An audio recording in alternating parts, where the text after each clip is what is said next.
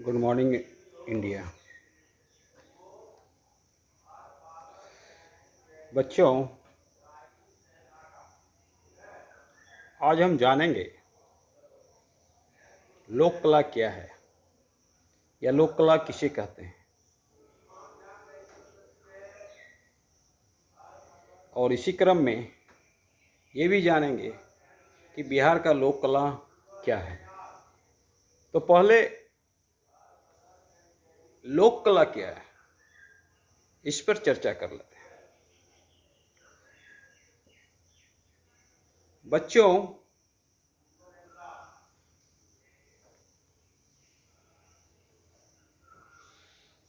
लोक मतलब आम जनता। कोई कहीं से आर्ट की डिग्री या कहीं से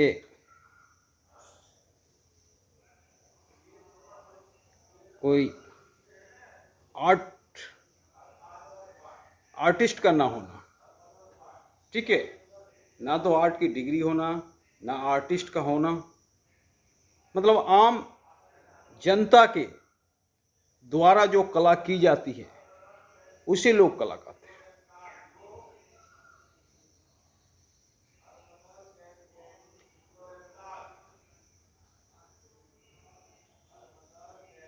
तो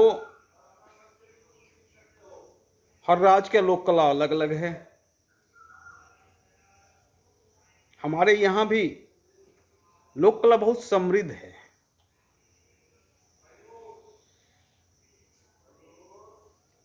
हमारे यहाँ के लोक कला पूरे विश्व में विख्यात हैं।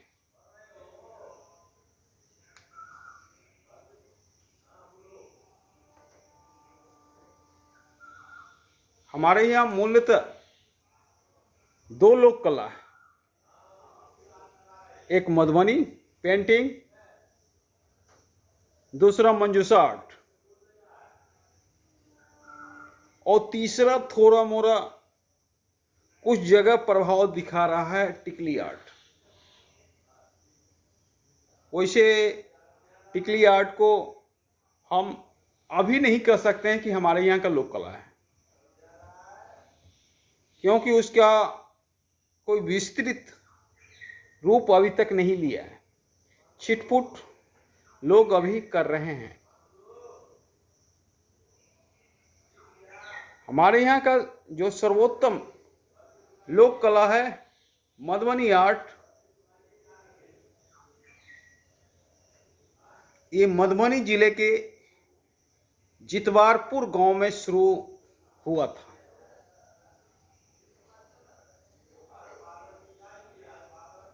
और पहले महिला करती थी लोक कला। तो मधुबनी आर्ट कला कहा जाता है रामायण युग से ही चालू हुआ, जब सीता का विवाह मिथिला में हो रहा था, तो वहाँ भी मधुबनी कला देखा जा सकता है।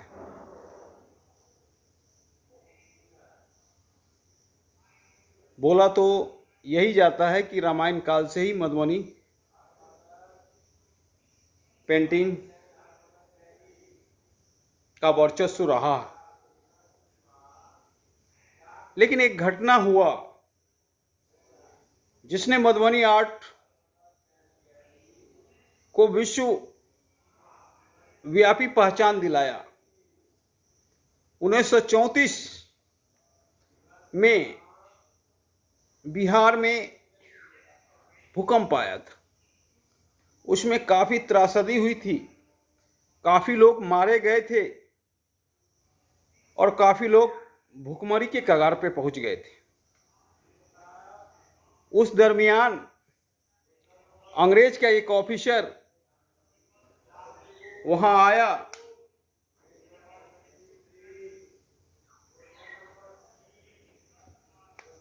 और गांव भ्रमण करने के दरमियान वो देख के अचंभित रह गया।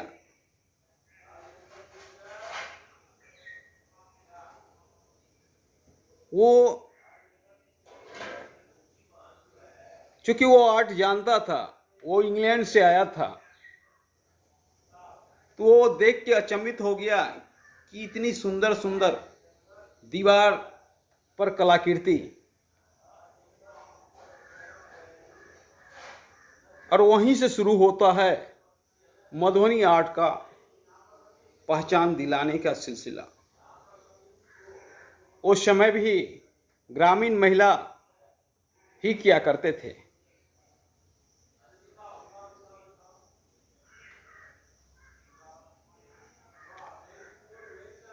जब उन्होंने देखा तो सभी महिला को एक साथ बैठाया, उसने कुछ पेपर दिया,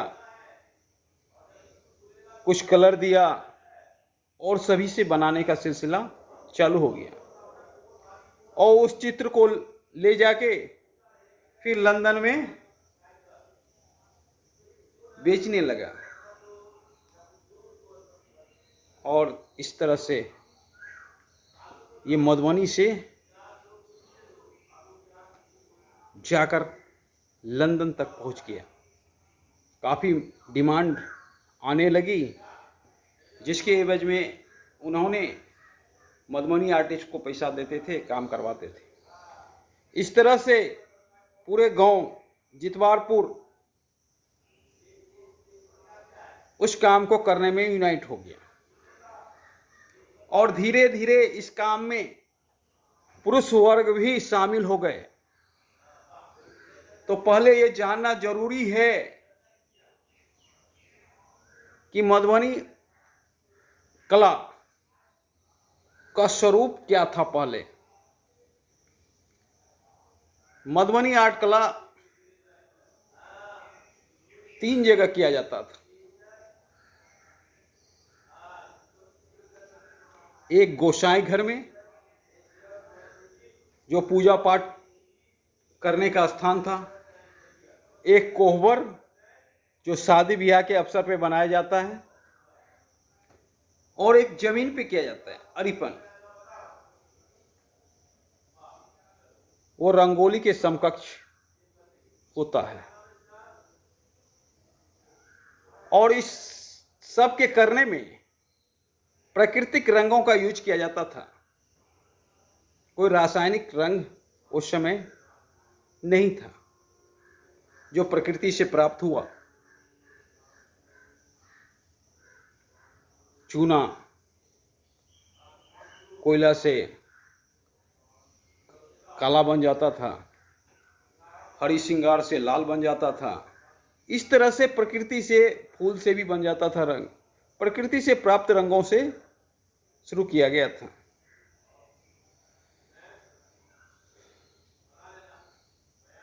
और जब कोहबर बनता था तो उसमें एक खास तरह का ड्राइंग होता था।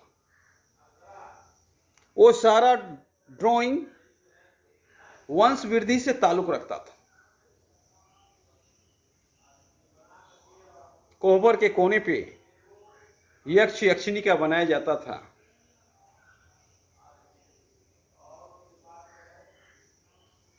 उसमें बांस भी बनाया जाता है कोहबर में, जो वंश वृद्धि का सूचक है। उसमें सुगा बनाया जाता है, जो कामदेव का सूचक है। उसमें स्त्री और पुरुष का जनांग भी बनाया जाता था। मतलब कोहबर एक सारा वंश वृद्धि का जो सूचक है, वो चीज को रखा जाता था। और गोसाई घर के बाहर जो बनाया जाता था, उसमें गणेश, दुर्गा, काली, जितने भी देवी देवता थे, सबको बनाया जाता था। और अरिपन जो जमीन में बनाया जाता था, वो अरिपन में भी एक अलग तरह का डिफिनेशन था। अगर कोई कुमारी कन्या वो अरिपन बनाता है तो उसकी संरचना जो ज्योमेट्रिकल होगा। अगर कोई विवाहित औरत अरीपन बनाता है तो उसमें कोई ज़रूरी नहीं है कि अरीपन का प्रारूप ज्योमेट्रिक हो, और खासकर मधुबनी पेंटिंग में ये देखा गया है कि सुंदरता के बदले उसके वर्क पे ध्यान दिया जाता था। जैसे कोई नाचने वाली बनाएगी ड्राइंग, तो नाचने वाली का प्रारूप क्या है, उस तरह का अगर कोई वर्कर का बनाते हैं ड्राइंग, तो उस प्रारूप में उसके वर्क के अनुसार कलर डालेंगे। सुंदरता का मापदंड काम के आधार पे था मधुबनी शैली में।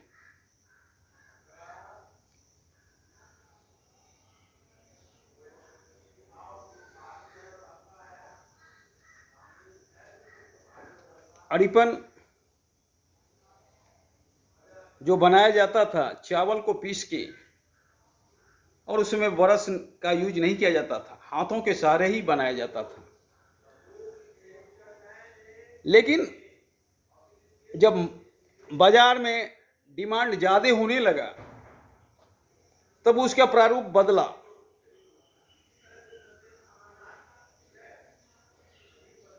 अब कैनवास पे बनाया जाता है,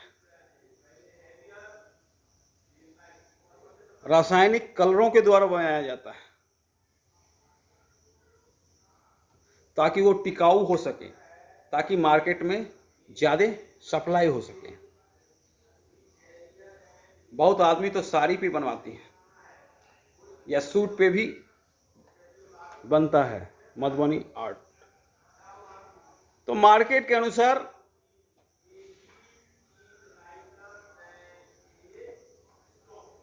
काम चालू हो गया और डिमांड भी काफ़ी हुआ, और इस तरह से मधुबनी आर्ट पूरे विश्व में विख्यात हो गया।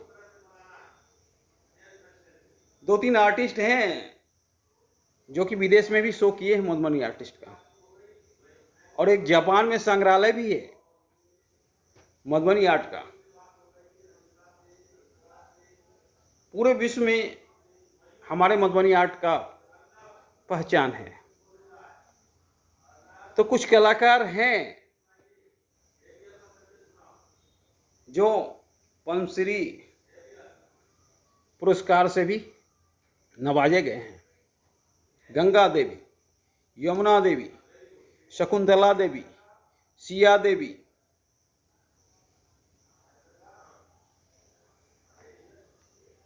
इत्यादि कलाकार और भी कलाकार हैं जो कि राष्ट्रपति अवार्ड से नवाजे गए हैं। तो बच्चों, आप जान गए होंगे कि मधुबनी आर्ट का उत्पत्ति कहाँ से हुआ। जितवारपुर गांव को कलाग्राम घोषित कर दिया गया है बिहार सरकार के थ्रू। वहां पे एक भव्य इमारत बनाया गया है जिसमें सिर्फ मधुबनी आर्ट की पढ़ाई होती है। लेकिन इसके विकास में हमारे यहाँ के कुछ लीडर ने भी काम किया। ललित बाबू का श्रेय बहुत जाता है मधुबनी आर्ट को डेवलप करने में। सर्वप्रथम ललित बाबू ने मधुबनी आर्ट को रेल के डिब्बों में जगह दिलवाई थी, और सांसद भवन के बाहर में भी मधुबनी आर्ट देखने को मिलता है। और ललित बाबू के प्रयास से ही आज कई एक ट्रेंड जैसे संपूर्ण क्रांति में अगर देखिएगा तो पूरा मधुबनी आर्ट कर दिया गया। आज तो बहुत सारा स्टेशन जैसे पटना जंक्शन, मधुबनी जंक्शन या और सभी जगह ढेर सारा मधुबनी आर्ट से भर दिया गया। आज तो पटना के चप्पे चप्पे पे मधुबनी आर्ट देखने को मिलता है। अब दूसरा रहा मंजूषा। मंजूषा कला एक विशेष वर्ग के द्वारा किया जाता है। अगर आप लोग गांव में रहते होंगे तो वो विशेष वर्ग माली हम लोग के यहाँ फूल जब जो फूल देता है रोज, उसके एवज में चावल दाल कुछ भी थोड़ा सा दे दिया जाता है, माँ वगैरह दे दी जाती थी। उनके द्वारा किया जाता है।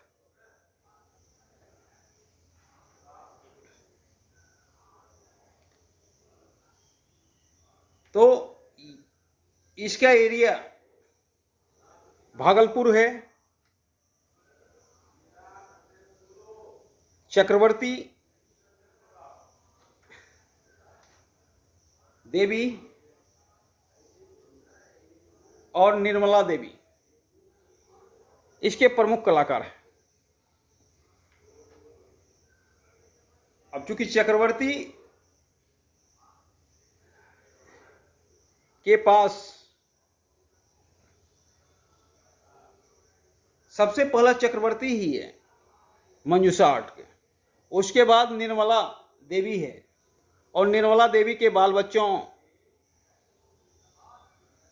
भी इस काम में जुट गए हैं। निर्मला देवी के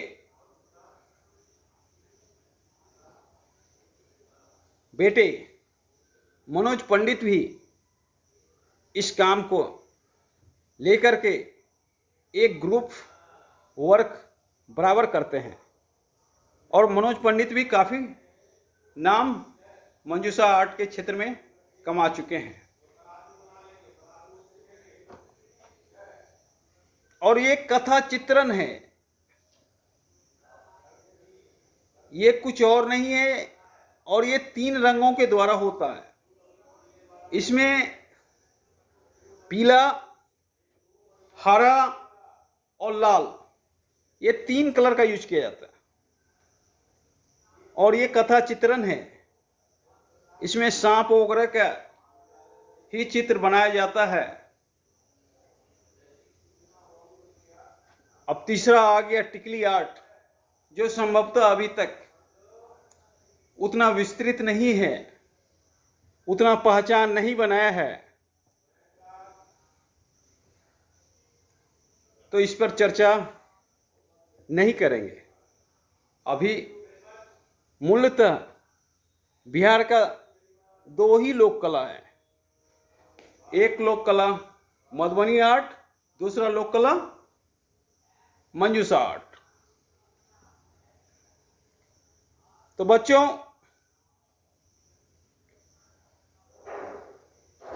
ये हम लोगों ने देखा, और अब तो बिहार में हर जगह मधुबनी पेंटिंग होता है।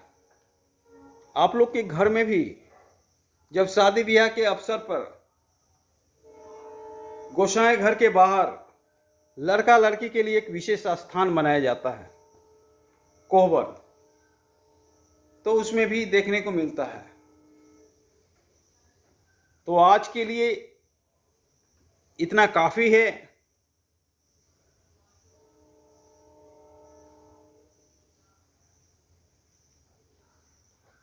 अगले दिन हम फिर चलेंगे। आज हम बिहार में हैं, अगले दिन हम बंगाल में होंगे, बंगाल की लोक कला पर चर्चा करेंगे। नमस्कार।